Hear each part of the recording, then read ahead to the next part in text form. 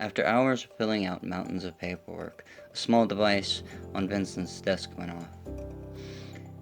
He took a moment and looked at it.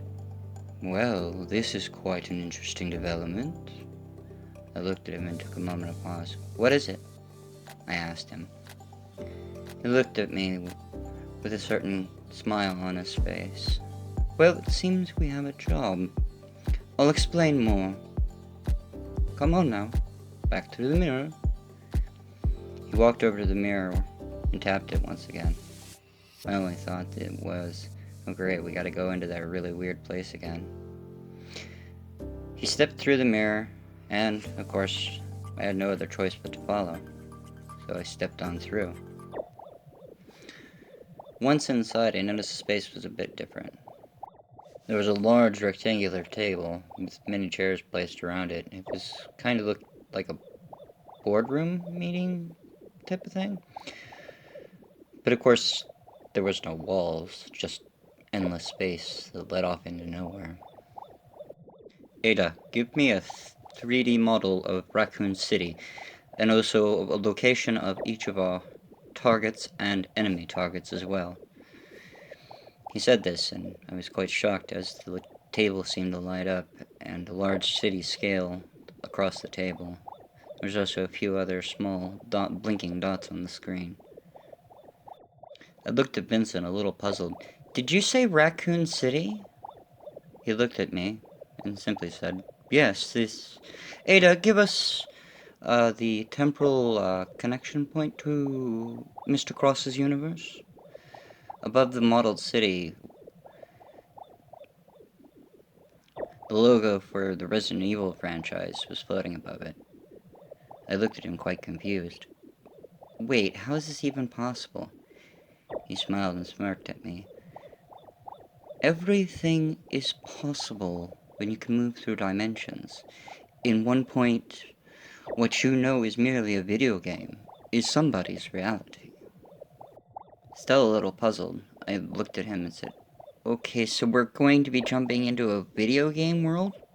Alright. I guess I can buy that. Things are strange enough around as they are.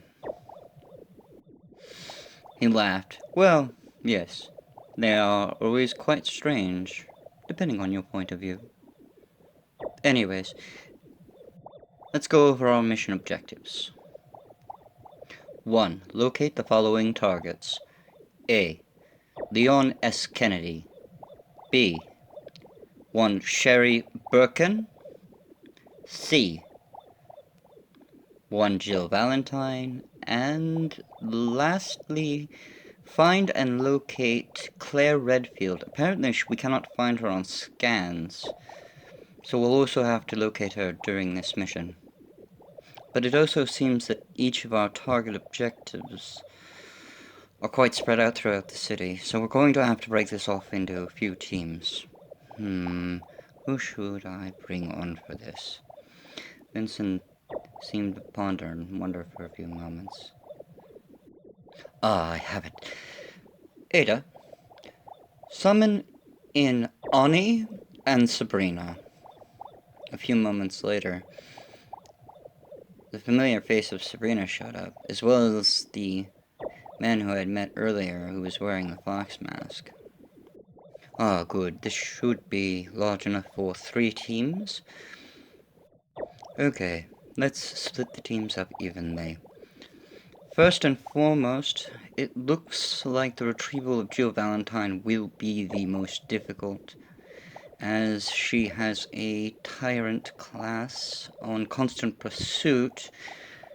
So I think I'll take that one myself. As for securing and locating Sherry Birkin,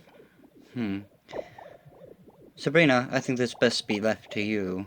As, well, if any of us happen to do that, well, who knows how a little girl would act.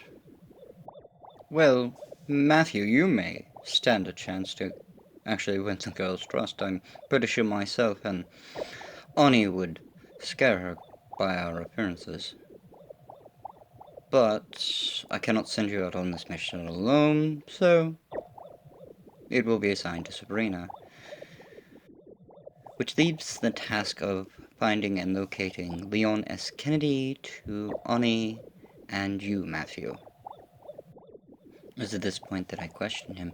I haven't even gotten any weaponry or equipment yet. I mean, we've already gotten my suit all figured out, but what am I gonna do with weapons? There's gonna be zombies everywhere. He stopped and pondered on this for a moment, and then he seemed to come to a conclusion.